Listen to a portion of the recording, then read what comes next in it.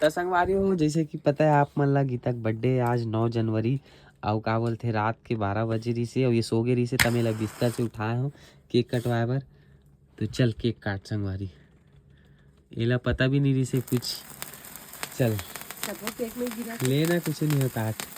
Happy birthday to you, happy birthday to you, happy birthday dear Geeta, happy birthday मोर मयारू।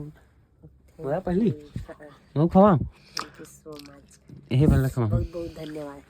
संगवारी ये बार ना कुछ ताम झाम तो नहीं करे हैं, तो नॉर्मली ऐसे बर्थडे मनाया ना मन। और मुक्कू ये एक केक ला धर के कतरी धर के आग खा है। ले बेटा एल मम्मी ले जल्दी आ। तो मुक्कू भी खा थे केक ये देखो। ताम झाम तो ज्यादा नहीं करें संगवारी हो, इसी नॉर्मल मनाया है, नहीं पता भी नहीं इसमें केक लेके आया हो करके। वाकई में मोला अंदाजा ही नहीं, दिन भर तो संग मेरे कतका देर जाकर आडर समझ नहीं है ना। और गिफ्ट ला बाद में दूँ संगवारी हो, गिफ्ट के लिए अलग से वीडियो बना हूँ, अभी गिफ्ट ला नहीं देता हूँ काबर की अभी ऐसे जगह रख दे हूँ कि निकाल नहीं सको, मास हो गए है ना। ठीक तो चलो संगवारी आप मन भी विश कर दूँ।